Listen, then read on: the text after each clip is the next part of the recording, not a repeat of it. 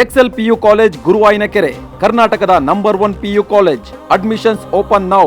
Hormuz ಜಲಸಂಧಿಯಲ್ಲಿ ಮುಂದುವರೆದಿದೆ US ನಿರ್ಬಂಧ. ಇರಾನ್ ಬಂದರು ಹಾದು ಹೋಗೋಕೆ ಅವಕಾಶವನ್ನ ನಿರ್ಬಂಧಿಸಲಾಗಿದೆ.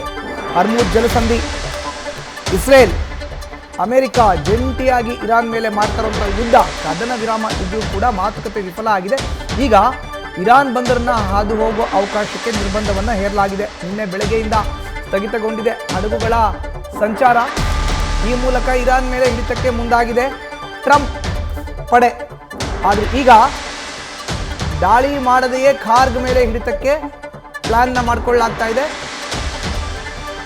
ಹೇಗೆ ಅಂದರೆ ದಾಳಿಯನ್ನೇ ಮಾಡದೆ ಖಾರ್ಗ್ ದ್ವೀಪದ ಮೇಲೆ ಹಿಡಿತ ಸಾಧಿಸಬೇಕು, ಹರ್ಮುಜ್ ಜಲಸಂಧಿಯಲ್ಲಿ ಸಂಚಾರ ತಡೆದು ಕಂಟ್ರೋಲ್ನ ಮಾಡಬೇಕು ಅನ್ನೋ ಲೆಕ್ಕಾಚಾರಕ್ಕೆ ಈಗ ಟ್ರಂಪ್ ಪಡೆ ಬಂದಿದೆ. ಹರ್ಮುಜ್ ಜಲಸಂಧಿ ಮೇಲೆ ಹಿಡಿತ ಸಾಧಿಸಬೇಕು ಅಂದರೆ ಖಾರ್ಗ್ ದ್ವೀಪಕ್ಕೆ ಅದರ ಮೇಲೆ ಹಿಡಿತ ಸಾಧಿಸಿ ನೇರವಾಗಿ ಹರ್ಮುಜ್ ಜಲಸಂಧಿಯನ್ನು ಸಂಚಾರಕ್ಕೆ ಮುಕ್ತಗೊಳಿಸಬೇಕು. ಯಾವುದೇ ಕಾರಣಕ್ಕೂ ಇರಾನ್ಗೆ ಹರ್ಮುಜ್ ಜಲಸಂಧಿಯ ಮೇಲೆ ಹಿಡಿತವನ್ನು ಸಾಧಿಸಲಿಕ್ಕೆ ಅವಕಾಶವನ್ನು ಮಾಡಿಕೊಡಬಾರ್ದು ಅನ್ನೋದು ಟ್ರಂಪ್ ನಡೆ. ಇಸ್ಲಾಮಾಬಾದ್ನಲ್ಲಿ ಆದಂಥ ಮಾತುಕತೆ ವಿಫಲವಾದ ಬೆನ್ನಲ್ಲೇ ಈ ನಡೆ. ಮಾಹಿತಿಯನ್ನು ನೀಡುತ್ತಾರೆ ನಮ್ಮ ಪ್ರತಿನಿಧಿ ಚಂದ್ರಮೋಹನ್ ದೂರವಾಣಿ ಸಂಪರ್ಕಕ್ಕೆ ಸಿಕ್ಕಿದ್ದಾರೆ. ಚಂದ್ರಮೋಹನ್, ಈಗ ಮತ್ತೊಂದು ಪ್ಲಾನ್, ಹೊಸ ದಾರಿ ಟ್ರಂಪ್ ಪಡೆಯದ್ದು, ಇದು ಯಶಸ್ವಿ ಆಗುತ್ತಾ ಹೇಗೆ?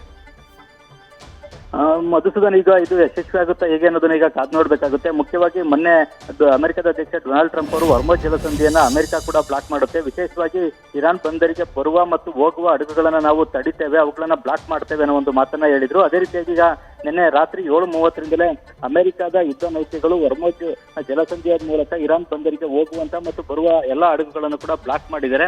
ಹರ್ಮುಜ್ ಜಲಸಂಧಿಯ ಬಳಿ ಅಮೆರಿಕ ಕೂಡ 15 ಯುದ್ಧ ನೌಕೆಗಳನ್ನ ನಿಯೋಜನೆ ಮಾಡಿದೆ. ಈ 15 ಯುದ್ಧ ನೌಕೆಗಳು ಇರಾನ್ ಬಂದರಿಗೆ ಹೋಗುವ ಮತ್ತು ಬರುವಂತಹ ಹಡಗುಗಳ ಮೇಲೆ ನಿಗಾ ಇಟ್ಟಿವೆ.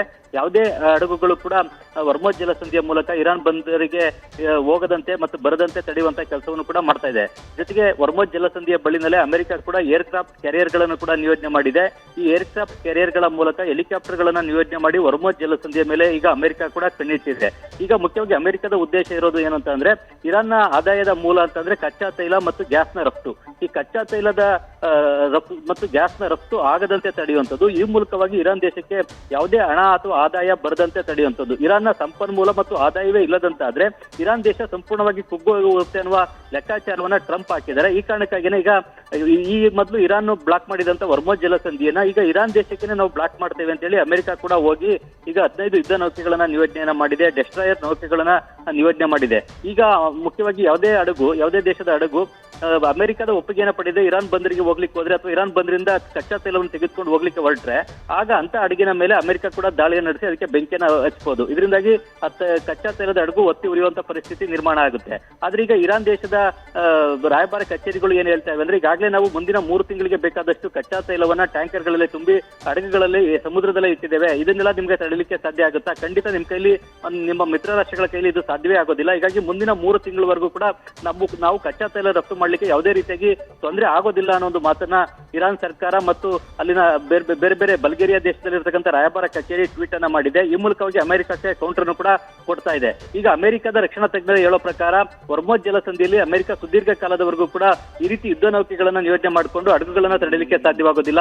ಒಂದು ಅಲ್ಪ ಕಾಲಾವಧಿಯಲ್ಲಿ ಮಾತ್ರ ಇದನ್ನ ಮಾಡ್ಲಿಕ್ಕೆ ಸಾಧ್ಯ. ಯಾಕಂದ್ರೆ ದೊಡ್ಡ ಮಟ್ಟದ ಸಂಪನ್ಮೂಲ ಕೂಡ ಅಮೆರಿಕಕ್ಕೆ ಬೇಕಾಗುತ್ತೆ. ಹೆಚ್ಚಿನ ಶಸ್ತ್ರಾಸ್ತ್ರ ಮತ್ತು ಯುದ್ಧ ನೌಕೆಗಳು ಮತ್ತು ಸೈನಿಕರನ್ನ ಹೆಚ್ಚಿನ ಪ್ರಮಾಣದಲ್ಲಿ ನಿಯೋಜನೆ ಮಾಡಬೇಕಾಗುತ್ತೆ. ಹಾಗಾಗಿ ಈಗ ದೀರ್ಘಕಾಲದವರೆಗೆ ಅಮೆರಿಕಕ್ಕೂ ಕೂಡ ಹರ್ಮುಜ್ ಜಲಸಂಧಿಯನ್ನ ಇರಾನ್ನ ಬಂದರುಗಳಿಗೆ ಹೋಗುವಂತ ಹಡಗುಗಳಿಗೆ ಮತ್ತು ಬರುವಂತ ಹಡಗುಗಳಿಗೆ ಬ್ಲಾಕ್ ಮಾಡ್ಲಿಕ್ಕೆ ಆಗೋದಿಲ್ಲ ಅಂತ ಹೇಳಿ ಅಮೆರಿಕದ ರಕ್ಷಣಾ ತಜ್ಞರು ಕೂಡ ಹೇಳ್ತಾ ಇದ್ದಾರೆ. ಆದ್ರೆ ಇದು ಸ್ವಲ್ಪ ಮಟ್ಟಿಗೆ ವರ್ಕ್ ಕೂಡ ಆಗುತ್ತೆ, ಇರಾನ್ ಮೇಲೆ ಒತ್ತಡವನ್ನ ಹೇರಲಿಕ್ಕೆ ಅನುಕೂಲ ಆಗುತ್ತೆ. ಇರಾನ್ ಆಗ ಮತ್ತೆ ಅಮೆರಿಕದ ಜೊತೆ ಮಾತುಕತೆಗೆ ಬರ್ಲಿಕ್ಕೆ ಮುಂದಾಗಬಹುದು ಅನ್ನೋ ಒಂದು ಲೆಕ್ಕಾಚಾರ ಕೂಡ ಇದೆ.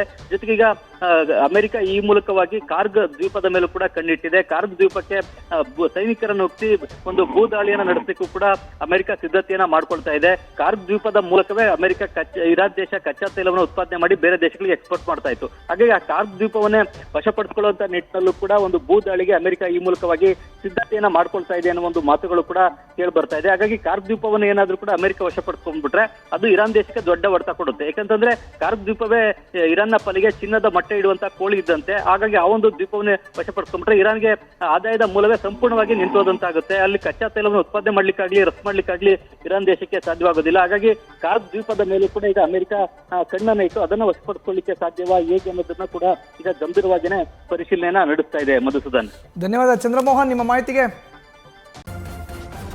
ನ್ಯೂಸ್ ಫಸ್ಟ್ ನಿರ್ಭೀತಿಯಿಂದ ನಿಮ್ಮ ಪರವಾಗಿ.